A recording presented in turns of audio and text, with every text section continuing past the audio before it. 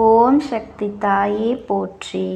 நீ நல்லது நினைத்தால் இந்த தாயின் ஆசீர்வாதத்தில் உனக்கு நல்லது மட்டுமே நடக்கும். என் அன்பு பிள்ளையே, உன்னோடு இருந்து கொண்டே உனக்கு பின்னால் உனக்கு தேவையில்லாத செயல்களை செய்து கொண்டு உன்னுடைய வாழ்க்கையில் அடிக்கடி பிரச்சனைகளை ஏற்படுத்தி கொடுக்கும் ஒருவரினுடைய முகத்திரையை கிழித்தெறிய வேண்டும் என்பதற்காகத்தான் இன்று இந்த தாயானவள் நான் வந்திருக்கின்றேன். என் பிள்ளையே, நீ நினைக்கலாம், நம் வாழ்க்கையில் அப்படி யார் இருக்க போகின்றார்கள்? அம்மா, நம் மனதிற்குள் எதிர்மறை எண்ணங்களை விதைக்க முயற்சி செய்கின்றாரா என்று என் குழந்தையே, நீ யோசனை செய்யாதே. இந்த தாயானவள் சொல்வதனை நீ முழுமையாக கேட்டால்தான் உனக்கு அது தெரிய வரும். நான் உனக்குள்ளே எதிர்மறையான எண்ணங்களை விதைக்கின்றேனா அல்லது நேர்மறை எண்ணங்களை கொண்டு வர முயற்சி செய்கின்றேனா என்று. என் செல்ல குழந்தையே, எல்லோரும் உன்னுடைய வாழ்க்கையில் அத்தனை எளிதாக உன்னை ஏமாற்றி விடுகின்றார்கள். அது மட்டுமல்ல, அவர்களினுடைய சில செயல்களை எல்லாம் சுயநலத்திற்காக உன்னை பயன்படுத்தி கொண்டு உன்னையும் தேவையற்ற பிரச்சனைகளில் மாட்டி விடுகின்றார்கள். அதையெல்லாம் பார்த்து கொண்டு இந்த அம்மாவினால் பொறுத்து கொள்ள முடியவில்லை. அவையெல்லாம் உன் கண்முன்தானே நடந்து கொண்டிருக்கின்றது. ஆனாலும் நீ கண்டும் காணாததும் போல இருந்து கொண்டிருக்கின்றாய். ஏனென்றால் அவர்களுக்கு நீ உன்னுடைய வாழ்க்கையில் சில நேரங்களில் அதிக முக்கியத்துவத்தை கொடுத்து விடுகின்றாய். உனக்கு அவர்களின் முழு சுயரூபம் என்னவென்பது தெரியவில்லை. அவர்களை பற்றி நீ தெளிவாக தெரிந்து கொண்டிருந்தாயானால் நிச்சயமாக இப்பொழுது வாழ்க்கையில் எத்தனை மாற்றங்கள் வந்திருக்கும் என்பதனை நீ உணர்ந்து விடுவாய். எப்பொழுதும் நீ என்ன நினைத்து கொண்டிருக்கின்றாய் தெரியுமா? எப்படி இருந்தாலும் இவர்கள் எல்லாம் நம்மோடு பேசிக்கொண்டுதானே இருக்கின்றார்கள். அதனால் நம்மை மீறி எந்த ஒரு விஷயங்களையும் இவர்களால் செய்துவிட முடியாது என்று அந்த நம்பிக்கை உனக்கு அவர்களின் மீது எப்பொழுதும் இருந்து கொண்டிருக்கின்றது. ஆனால் உன்னுடைய நம்பிக்கையை காப்பாற்றக்கூடியவர்கள் அவர்கள் இல்லை. அவர்களின் மனதில் இருக்கின்ற எண்ணங்களோ நீ நினைத்து பார்க்க முடியாத அளவிற்கு மோசமாகத்தான் இருக்கின்றது. அவர்கள் மற்றவர்களின் மத்தியில் பேசும் பொழுது உன்னோடு நடித்து கொண்டிருக்கின்றார்கள். இந்த நடிப்பினை எல்லாம் நீ காணும் பொழுது உனக்கே வியப்பாகத்தான் இருக்கின்றதல்லவா? உன்னோடு இருக்கும் பொழுது, உன் இல்லத்தில் பேசும் பொழுது அவர்கள் பேசுகின்ற தோரணை வேறு, மற்றவர்கள் முன்னிலையில் உன்னிடத்திலே காட்டுகின்ற அன்பு வேறு. வீட்டில் பேசும் பொழுது என்னவோ அவர்களுக்கு உன்னை அடிமை என்று நினைத்து பேசுகின்றார்கள். வெளியில் செல்லும் போது மற்றவர்கள் மத்தியில் அவர்கள் உன்னை விட அன்பில் அதிகமானவர்கள் என்பது போல எதையோ பேசி தன்னை அங்கே நல்லவர்கள் என்று நிரூபித்து கொள்ள வேண்டும் என்று முயற்சி செய்து கொண்டிருக்கின்றார்கள். இது போன்ற ஒரு உறவு கிடைப்பதற்கு நீ கொடுத்து வைத்திருக்க வேண்டும் என்று மற்றவர்கள் நினைக்கின்ற அளவிற்கு அங்கே நடந்து கொண்டிருக்கிறார்கள். அவர்களின் எண்ணம் அது மட்டுமல்ல, அவர்கள் நினைப்பது போலத்தான் நீயும் நடந்து கொள்ள வேண்டும் என்று சில நேரத்திலே உன்னை வற்புறுத்தவும் செய்து விடுகின்றார்கள். காலம், சூழ்நிலை, நேரம் இவற்றை எல்லாம் பார்த்து சரி போனால் போகின்றது என்று நீயும் அவர்கள் நினைப்பதைப் போலவே நடந்து கொள்கின்றாய். அவர்கள் மற்றவர்கள் மத்தியிலே ஒரு முகமும் உன்னிடத்திலே நடந்து கொள்ளும் பொழுது இன்னொரு முகத்தினையும் உனக்கு காட்டுகின்றார்கள்.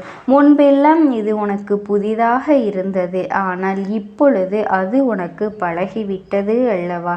என் குழந்தையே, ஆரம்பத்தில் அதிர்ச்சி கொடுத்த விஷயங்கள் எல்லாம் இப்பொழுது உனக்கு பழக பழக பாலும் புளிக்கும் என்பது போல ஆகிவிட்டது. அதனால் என் குழந்தையே, இவற்றை எல்லாம் நீ கடந்து சென்று விட வேண்டும் என்று நினைக்கின்றாய் அல்லவா? உன்னுடைய எண்ணங்கள் சரியாகத்தான் இருந்தாலும் இந்த விஷயத்தில் நீ கொஞ்சம் கூடுதலாக கவனம் செலுத்த வேண்டும். ஏனென்றால் இவர்கள் செய்கின்ற வேலைகள் சற்று ஏற்கக்கூடியதாக இல்லை. உன் கண் முன்னால் நடக்கின்ற விஷயங்களை மட்டும்தான் நீ பார்த்து பார்த்திருக்கின்றாய். ஆனால் உன் கண்ணுக்கு தெரியாத பல விஷயங்கள், உன்னுடைய காதுகளுக்கு வந்து சேராத பல விஷயங்களை இவர்கள் எல்லாம் செய்து கொண்டிருக்கின்றார்கள்.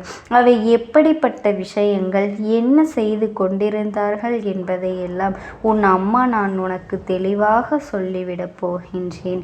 என் தங்க பிள்ளையே, உனக்கு ஏற்பட்டிருக்கின்ற பல பிரச்சனைகளுக்கு காரணமாக இவர்கள்தான் இருந்திருக்கின்றார்கள். இவர்கள் என்ன செய்தார்கள் தெரியுமா? நீ எத்தனைதான் விழுந்து விழுந்து அவர்களை கவனித்து கொண்டாலும், எத்தனைதான் நீயாக தேடி சென்று அவர்களுக்கு உதவிகளை செய்தாலும், அவர்களுக்கோ நீ இல்லை என்றால் நம் வாழ்க்கையில் நமக்கு கஷ்டங்கள் வந்திருக்கும் என்று தெரிந்திருந்தாலும் உன்னை ஒரு பொருட்டாகவே அவர்கள் எடுத்துக்கொள்ளவில்லை. உன்னை ஒரு பொருட்டாகவே அவர்கள் மதிப்பது இல்லை. ஆனால் நீ உன் மனதில் என்ன நினைத்து கொண்டிருக்கின்றாய்? நம்மை தவிர அவர்களுக்கு வேறு யாருமே இல்லை. அவர்களை எப்படியாவது இந்த வாழ்க்கையில் உதவிகளை செய்து முன்னேற்றி விட வேண்டும்.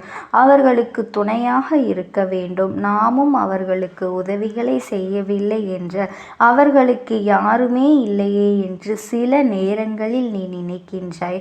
அவர்கள் தெரிந்தே சில தவறுகளை செய்தாலும் கூட இவர்களினுடைய குணம் இப்படித்தான், இவர்களை எல்லாம் திருத்தவே முடியாது என்று எளிதாக நீ கடந்து சென்று விடுகின்றாய். நீயாக போல உன்னுடைய வேலையை பார்த்து கொண்டுதான் இருக்கின்றாய். ஆனால் உன்னுடைய உடன் பிறந்தவர்களும் சரி, உன்னுடைய துணையின் உடன் பிறந்தவர்களும் சரி, அவர்களுக்குள் உனக்கும் இடையே கலகத்தை எப்பொழுதும் மூட்டிக்கொண்டுதான் இருக்கின்றார்கள். அவர்கள் செய்கின்ற இந்த வேலையினால் உன்னுடைய குடும்பத்தில் தான் மன நிம்மதி இல்லாமல் இருக்கின்றது. இவர்களின் குணத்தை பற்றி நன்றாக தெரிந்துமே இவர்கள் சொல்கின்ற விஷயங்களை எல்லாம் அவர்கள் அப்படியே நம்புகின்றார்கள். நீ இப்படியெல்லாம் செய்வாயா, இப்படியெல்லாம் செய்யக்கூடிய ஆள்தானா என்று அவர்கள் உன்னை பற்றி சிந்திப்பது இல்லை. மற்றொருவர் பற்றி சொல்கின்ற தேவையில்லாத வார்த்தைகளை எல்லாம் கூட அவர்கள் எளிதாக நம்பிவிடுகின்றார்கள். யோசிக்காமல் உன்னை அவர்கள் தவறாக நினைத்து விடுகின்றார்கள். அதை பற்றி உன்னிடத்திலே இப்படி நடந்ததா என்று ஒரு வார்த்தை கூட கேட்பது இல்லை. நீ இப்படி செய்தாயா, இப்படி பேசினாயா, அவர்களை கவனிக்கவில்லையா, அவர்களுக்கு எந்த உதவியும் செய்யவில்லையா என்று உன்னிடத்திலும் கேட்பதில்லை. தானாகவே அவர்கள் ஒரு முடிவினை எடுத்துக்கொண்டு உன்னிடத்தில் சில சமயத்தில் சண்டையும் போடுகின்றார்கள். அதுவெல்லாம் உன்னுடைய மனதில் எத்தனை காயப்படுத்துகின்றது என்பதனை தாயானவள் நான் அறியாமல் இல்லை. இப்படி செய்கின்ற மனிதர்கள் உன்னை சுற்றி இருப்பதற்கு காரணம் இவர்கள்தான். என் தங்கமே, உன்னிடத்திலே அவர்கள் நடிப்பதும் மற்றவர்களிடத்திலே வேஷம் போடுவதும் இவர்களுக்கெல்லாம் பழகிவிட்டது. என் செல்ல பிள்ளையே, அம்மா சொல்கின்ற அந்த உறவு உன்னுடைய இல்லத்தில் இருப்பதை நீ இப்பொழுது நிச்சயமாக புரிந்து கொண்டிருப்பாய். நான் சொல்கின்ற இந்த அடையாளங்களை கொண்டு உன்னுடைய இல்லத்தில் இருப்பவர்களை நீ தெளிவாக உணர்ந்துவிட்டாய் அல்லவா? நிச்சயமாக அவர்கள் உனக்கு பின்னால் உன்னை பற்றி தேவையில்லாத விஷயங்களை பேசிக்கொண்டுதான் இருக்கின்றார்கள். உன்னுடைய குணத்தை பற்றி அவர்கள் தவறாக சித்தரிக்க முயற்சி செய்கின்றார்கள். உன்னுடைய உண்மையான குணமே அவர்களுக்கு புரியாத பொழுது அவர்கள் எதை வேண்டுமானாலும் எப்படி வேண்டுமானாலும் சொல்லி உன்னுடைய பெயரை கொஞ்சம் கொஞ்சமாக கெடுத்து கொண்டிருக்கின்றார்கள். என் அன்பு குழந்தை, சில பொது இடங்களில் ஒரு சிலர் உன்னை ஒதுக்குகின்றார்கள். சிலருக்கு உன்மேல் மனக்கசப்பு இருக்கின்றது என்று நீ வேதனைப்படுகின்றாய் அல்லவா? அதற்கு காரணம் செய்த செயல்தான் என்பதை எல்லாம் நீ எப்பொழுதாவது புரிந்து கொண்டு இருக்கின்றாயா? என் பிள்ளையே, ஒருவேளை இவர்களிடத்திலிருந்து நான் எப்படி விடுபடுவது, எப்படி நான் தப்பிப்பது என்று நீ கேட்பாயானால் என் தங்கமே, அவர்களின் குணம் என்னவென்பதனை நீ முழுமையாக புரிந்து வைத்திருக்கின்றாயா அல்லவா? அதனால் உன்னால் அவர்களிடத்திலிருந்து எளிதாக மீண்டு வர முடியும். ஆனால் அதற்கென்று ஒரு காலம் இருக்கின்றது. அது என்ன தெரியுமா? இவர்கள் உண்மையாகவே தைரியமற்றவர்கள். நேரடியாக நேருக்கு நேர் உன்னிடத்திலே எதையும் பேசிவிட முடியாதவர்கள். நீயும் எத்தனையோ சமயங்களில் போனால் போகட்டும் என்று இத்தனை காலமும் இருந்தாயல்லவா? இனி அவர்கள் உன்னுடைய கட்டுப்பாட்டிற்குள் வருவதற்கான காலகட்டங்களை உன் தாயானவள் நான் உருவாக்கி கொடுக்கப் போகின்றேன். நீ எதை நினைத்தும் கவலைப்படாதே. இந்த தாயானவளினுடைய அன்பும் ஆசீர்வாதங்களும் உனக்கு என்றென்றைக்கும் முழுமையாக கிடைத்து கொண்டே இருக்கும். ஓம் சக்தி. ஓம் ஆதிபரா சக்தி. ஆசைப்படுகின்றது. என் தங்கமே, நான் உங்களுக்கு ஒரே ஒரு வாய்ப்பினை உருவாக்கி கொடுக்கின்றேன். அந்த ஆத்மாவின் வாக்கினை கேட்பதற்கு இதுவே உனக்கு கிடைக்கின்ற கடைசி வாய்ப்பாகவும் இருக்கலாம். அதனால் என் பிள்ளையே, இந்த வாய்ப்பினை நீ சரியாக பயன்படுத்தி கொண்டு அந்த ஆத்மா உன்னோடு என்ன பேச நினைக்கின்றது, அவர்கள் எதை உன்னிடத்தில் சொல்ல நினைக்கின்றார்கள், வெளிப்படுத்த முயற்சி செய்கின்றார்கள், எதனால் உன்னை தேடி வந்திருக்கின்றார்கள் என்பதனை எல்லாம் நீ தெரிந்து கொள்ள வேண்டும். என் தங்க பிள்ளையே, அவர்கள் எப்படி இந்த தெய்வத்தின் அருகில் வந்தார்கள் என்று நீ யோசிக்கலாம். என் தங்கமே, உன்னுடைய இல்லத்தில் சமீபத்தில் இறந்து போன ஒருவரினுடைய ஆத்மாவானது சில நாட்களாகவே உன் இல்லத்தை சுற்றி சுற்றி வருகின்றது. இந்த அம்மா அதனை கண்டுவிட்ட பிறகு, எதற்கு இங்கே சுற்றி கொண்டிருக்கின்றாய்? நீ இருக்க வேண்டிய இடத்தில்தானே இருக்க வேண்டும்.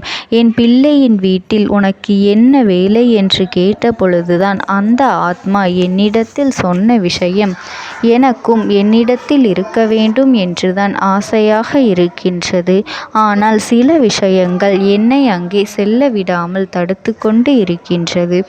எனக்கு என்னுடைய குடும்பத்தில் இருக்கின்றவர்களிடம் பேசியாக வேண்டும். என் மனதில் தோன்றுகின்ற சில விஷயங்களை அவர்களிடத்தில் சொல்லிவிட்டால் நான் மனநிறைவோடு இங்கிருந்து சென்று விடுவேன். சில விஷயங்களை நான் அவர்களோடு பகிர்ந்து கொள்ளாமல் விட்டுவிட்டேன். அதற்கு சரியான நேரம் இப்பொழுது வந்திருக்கின்றது. இப்பொழுதும் சொல்லாமல் நான் சென்று விட்டால் இனி காலம் முழுவதும் என்னால் அவர்களிடத்தில் சொல்லிவிட முடியாது. இதற்கு நீங்கள்தான் துணையாக நிற்க வேண்டும் அம்மா என்று என்னிடத்தில் வாய்ப்பினை ஏற்படுத்தி கொடுக்க வேண்டும் என்று கேட்டது.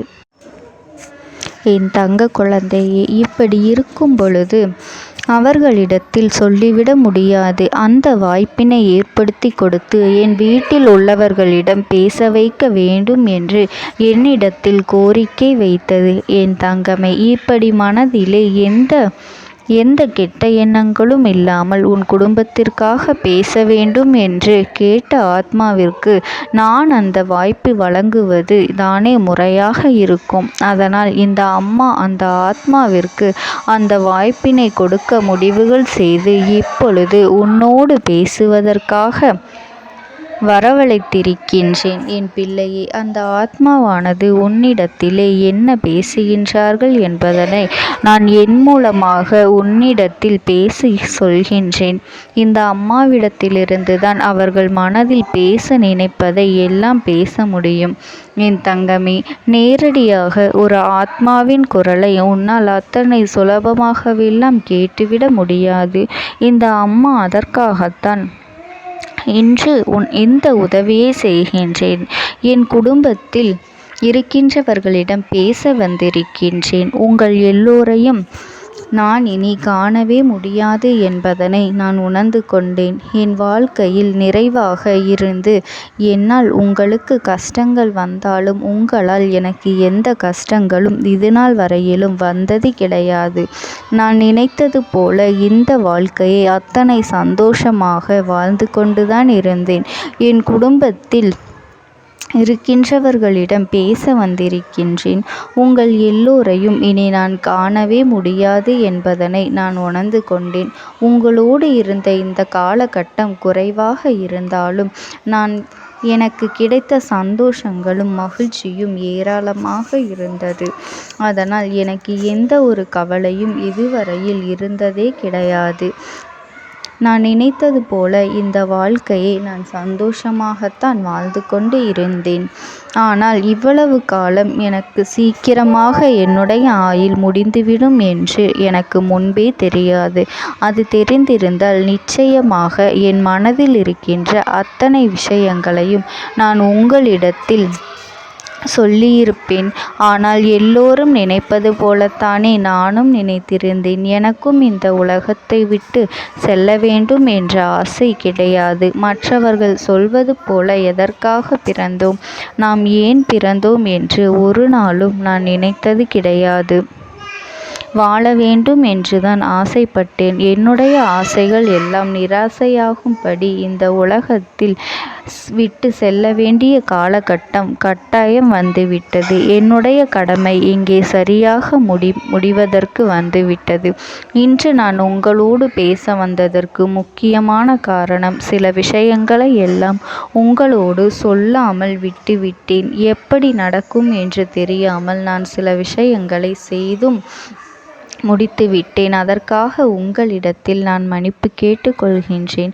இதை உங்களிடத்தில் பகிர்ந்து கொள்ள வேண்டும் என்றுதான் இன்று நான் வந்திருக்கின்றேன். உங்களை நான் மனதார வணங்குகின்றேன். இந்த வாய்ப்பினை நான் சரியாக பயன்படுத்தி கொள்ள விரும்புகின்றேன். அதனால்தான் என் மனதில் இருக்கின்ற விஷயங்கள் எல்லாம் நான் சொல்லிவிடுகின்றேன். சிறிது நேரம் அமைதியாக அமர்ந்து என்னுடைய வார்த்தைகளை கேட்டாலே போதும். என்னுடைய அன்பினை புரிந்து கொண்டு அதுவே எனக்கு போதும். நான் நிச்சயமாக இங்கிருந்து நல்லபடியாக சென்று விடுவேன்.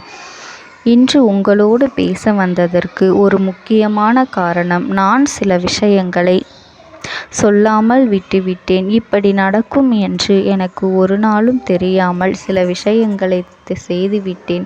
அதை உங்களிடத்தில் பகிர்ந்து கொள்ளத்தான் வந்திருக்கின்றேன். என் மனதில் நினைக்கின்ற விஷயம் என்ன தெரியுமா? நான் உங்களை நன்றாக பார்த்து கொள்ள வேண்டும். உங்களின் ஆசைகளை எல்லாம் நிறைவேற்றி கொடுக்க வேண்டும். உங்கள் வாழ்க்கையில் நடத்தி கொடுக்க முடியாமல் போனாலும் இனிமேல் அதையெல்லாம் நடத்தி கொடுக்க வேண்டும் என்று ஆசைப்பட்டு என்னால் ஆன முயற்சிகளை எல்லாமே செய்து கொண்டிருந்தேன். ஆனால் முழுமையான பலன்களை கொடுப்பதற்கு முன்பாகவே இது போன்று நடந்துவிட்டது. அதனால் நான் ஏதேனும் குற்றம் குறைகள் செய்திருந்தாலும், ஏதேனும் உங்களுக்கு மனதிற்குள் கஷ்டத்தை தந்திருந்தாலும் என்னை மன்னித்து விடுங்கள். நான் எப்பொழுதும் உங்கள் மீது உண்மையான அன்பினைத்தான் வைத்து கொண்டிருக்கின்றேன். நான் ஒரு நாளும் மனதில் ஒன்றும் வெளியில் ஒன்றுமாக ஒரு நாளும் நான் நடந்து கொண்டது இல்லை. அதனால் என்னவோ என்னுடைய குணங்கள் சிலருக்கு இங்கே பிடிப்பதே இல்லை. எதுவாக இருந்தாலும் என்னோடு இருக்கின்ற என் குடும்பத்திற்கு தெரியும் அல்லவா நான் யார், என்னுடைய அன்பு எப்படிப்பட்டது என்று. அதனால் என்னுடைய அன்பினை முழுமையாக உணர்ந்து கொள்ள வேண்டும் என்று அதனை இங்கிருந்து ஏற்றுக்கொள்ளவே முடியாத ஒரு விஷயமாகத்தான் இருந்தது. நானும் அங்கும் அங்கும் ஓடி ஓடி மீண்டும் என்னுடைய உயிரை மீட்டெடுத்து விடலாம் என்றுதான் முயற்சி செய்தேன். ஆனால் அப்பொழுது என்னால் அதையெல்லாம் செய்ய முடியவில்லை. உயிரற்ற உடலாக இங்கே நின்று கொண்டிருக்கின்றேன். நாட்கள் செல்ல செல்ல இதை எனக்கு ஏற்றுக்கொள்ள பழகிவிட்டது. இனிமேல் இதுதான் என்னுடைய உலகம். மீண்டும் அங்கே செல்ல முடியாது என்பதனை நான் புரிந்து கொண்டேன். செல்ல முடியாவிட்டாலும் ஆத்மா என்று ஆன பிறகு என்னுடைய உலகத்தில் இருந்தால்தான் எனக்கு சந்தோஷம். மீண்டும் மனித வாழ்க்கைக்குள் என்னால் நுழைந்துவிட முடியாது. எனக்காக இத்தனை காலமும் அன்போடு பழகி எனக்கு எல்லாம் செய்த உங்களுக்கு நான் சொல்கின்ற விஷயம் ஒன்றுதான். நடந்தது எல்லாம் நடந்துவிட்டது. நடந்த விதையை யாராலும் இனி மாற்ற முடியாது. இனி நான் உங்களோடு இருக்க வேண்டும் என்று நினைத்தால் கூட அது நடக்காது. அதனால் இந்த வாழ்க்கையில் நீங்கள் நல்லபடியாக வாழ்ந்து சந்தோஷமாக இருக்க வேண்டும் என்றுதான் அந்த ஆத்மா மனது வேதனைப்பட்டு உன்னோடு பேசுகின்றது. என் தங்க குழந்தையே, யார் உன்னை விட்டு சென்றாலும் இந்த தாயானவளினுடைய அன்பும் ஆசீர்வாதங்களும் உனக்கு என்றென்றைக்குமே முழுமையாக கிடைத்து கொண்டே இருக்கும். அதனால் நீ எதை நினைத்தும் கவலைப்படாதே. உனக்காக எப்பொழுதும் நான் இருந்து கொண்டே இருப்பேன். ஓம் சக்தி. ஓம் ஆதிபரா சக்தி. விடுதலை கொடுக்க மாட்டாயா என்று என் பிள்ளை, நீ என்னை பார்த்து கேட்கின்ற விஷயத்திற்குத்தான் நான் முடிவினை கட்டப் போகின்றேன். இன்னமும் சுருக்கமாக உனக்கு சொல்ல வேண்டும் என்றால், உன்னுடைய பிடிவாதம் இந்த அம்மாவினிடத்தில் ஜெயித்து விட்டது என்பதுதான் உண்மை. என் குழந்தைக்கு எந்த ஒரு விஷயம் வேண்டும் என்று அடம்பிடித்து இத்தனை காலமும் நீ நின்று கொண்டிருந்தாயோ, அந்த ஒரு விஷயத்திலிருந்து உன் அம்மா நான் உனக்கு விடுதலையை கொடுக்க வேண்டும் என்று என் முன்னால் கதறி அழுதாயோ, அந்த விஷயத்தை இன்று உனக்கு நான் முடித்து வைக்கின்றேன். என் பிள்ளையே, சுற்றி இருக்கின்ற உறவுகளையெல்லாம் நம்புவதை விட்டுவிட்டு சற்று விலகி நிற்பதுதான் எல்லோருக்குமே நல்லது. ஏனென்றால் யாருடைய குணம் எப்பொழுது எப்படி மாறும் என்று யாராலும் கணித்துவிட முடியாது. ஒருவரிடத்தில் நல்லபடியாக பேசிக்கொண்டு வந்திருப்பாயானால் அவர்கள் மனதிற்குள் என்ன இருக்கின்றது என்று உன்னால் ஒரு பொழுதும் தெரிந்து கொள்ள முடியாது. அவர்களுக்குள் 1000 விஷயங்கள் ஓடும். உனக்கு செய்து தருவேன் என்று வாக்குறுதியை கொடுப்பார்கள். ஆனால் அதன் பிறகு பார்த்தாயானால் ஒரு நிமிடம் கூட யோசிக்காமல் சற்றென்று இவர்களுக்கு முடியாது என்று சொல்லிவிடுவார்கள். மனதிற்குள் அவர்கள் நினைப்பது, நீ சொல்வதை சொல்லிவிட்டு போ, நான் எதற்காக உனக்கு உதவி செய்ய வேண்டும் என்று எண்ணிக்கொண்டிருப்பார்கள். இது போன்ற போலிகள் அதிகமாக நிறைந்து இருக்கின்ற இந்த உலகத்தில் ஒரு விஷயத்திற்காக என் பிள்ளை நீ ஆசைப்படுகின்றாய் என்றால் அதை மிகவும் நான் கவனத்தோடு புரிந்து கொண்டு உன் வாழ்க்கைக்கு அது சரியா தவறா என்று, தேவைதானா தேவையில்லையா என்று, ஒரு வேலை கிடைத்தால் உன் வாழ்க்கை தெளிவாக இருக்குமா என்றால் நான் புரிந்து கொண்டுதான் உன் அம்மா நான் உன்னிடத்திலே சொல்ல முடியும் என்பதனை புரிந்து கொள். உனக்கு எத்தனை கால தாமதங்கள் ஆகியது என்பதனை அதனை புரிந்து கொள்ள அதை உன்னிடத்தில் ஒப்படைக்க வந்ததற்கு காரணம், பல அதிசக்தி வாய்ந்த பூஜைகளாலும் தெய்வங்களை நீ தொடர்ந்து வணங்கி கொண்டிருப்பதாலும் மட்டும்தான் உன் வேண்டுதல்கள் உச்சத்தை தொட்டுவிட்டது. தெய்வத்தின் மனதை நீ தொட்டுவிட்டாய். இனிமேல் உன்னிடத்திலிருந்து தெய்வத்தினால் தப்பிக்க முடியாது. நிச்சயமாக இனிமேல் இதனை நீ கொடுத்துதான் ஆக வேண்டும். எந்த எல்லைக்கும் செல்வதற்கு தயாராகிவிட்டாய். கடவுளுக்கு என்னென்ன செய்ய வேண்டுமோ அதையெல்லாம் என் பிள்ளை மனதார செய்து விட்டாய். உன்னுடைய அன்பிற்கு இந்த அம்மா நான் 5வது நாள் உன் வாழ்க்கையில் மிகப்பெரிய பிரச்சனையை தீர்த்து கொடுக்கின்றேன். அம்மாவினை நம்பினால் உனக்கு சத்தியம், என்னை நீ நம்பவில்லை என்றால் இந்த அம்மாவினால் நிச்சயமாக எந்த விஷயத்திலும் இதற்கு பொறுப்பாக முடியாது. உனக்கு நடப்பதை கூட நீ உணராமல் இருந்துவிட்டு நிச்சயமாக உன்னுடைய மனநிலையில் தான் மாற்றங்களை கொண்டு வர வேண்டும். இதனை புரிந்து கொள். ஒரு முறை அல்ல, பல முறை இதை நான் சொல்லியிருக்கின்றேன். வாழ்க்கையில் தெய்வத்தினுடைய சக்தி வந்துவிட்டது என்றால் உனக்கு பல நல்ல விஷயங்கள் செய்வதற்கு முயற்சிகளையும் செய்து கொடுத்தது. ஆனால் என் பிள்ளை, நீ உன் மனதிற்குள் வைத்திருக்கின்ற தேவையற்ற எண்ணங்களால் அதை தொலைத்து விட்டாய். ஒரு பொழுதும் நீ தொலைக்கவும் மாட்டாய், தொலைக்க இருக்கவும் கூடாது. ஏனென்றால் உன்னோடு இருப்பது இந்த அம்மாவாகிய நான். உன் வாழ்க்கையில் நல்லதை செய்து கொடுப்பது உன் அம்மா நான். உனக்காக இந்த வாழ்க்கையில் எந்த எல்லைக்கும் செல்ல தயாராக இருக்கின்றேன். அதனால் இனி துணிந்து இறங்கு. எண்ணி 5வது நாள் நீ விரும்பிய விஷயம் உன் கைகளில் இருக்கும். எந்த முயற்சிகளையும் செய்யாமல் அம்மா தரவில்லை என்று ஒரு நாளும் என் மீது பழி போட உன்னால் முடியாது. நீ முயற்சிகளையும் உன்னுடைய உழைப்பையும் சரியாக செலுத்திவிட்ட பிறகு நான் கொடுக்கவில்லை என்றால் என் மீது கோபப்பட உனக்கு அத்தனை உரிமையும் இருக்கின்றது. இதற்கு மேலும் என் குழந்தை கஷ்டத்தை சந்திக்க வேண்டிய அவசியமில்லை. எவ்வளவு தூரம் முடியுமோ அவ்வளவு தூரம் இந்த வாழ்க்கையில் உனக்கான விஷயங்களை நீ பெற்றுக்கொள்ள தயாராக இருக்க வேண்டும். என் தங்கமே, இனியாவது என் குழந்தை உனக்கு தர நினைக்கின்ற விஷயங்களை எல்லாம் தருவதற்கு இந்த வாழ்க்கையில் என்னவெல்லாம் சுற்றி நடக்கின்றதோ அதையெல்லாம் நீ தெரிந்து கொண்டு என் பிள்ளை உனக்கானதை என்னிடத்தில் தெரிந்து கொள்ள வேண்டும். எந்த அளவிற்கு மனதில் துணிச்சலோடு நிற்கின்றாயோ, அம்மா எதனை கேட்டாலும் கொடுத்துவிட வேண்டும் என்று நீ நினைத்தாய் அல்லவா?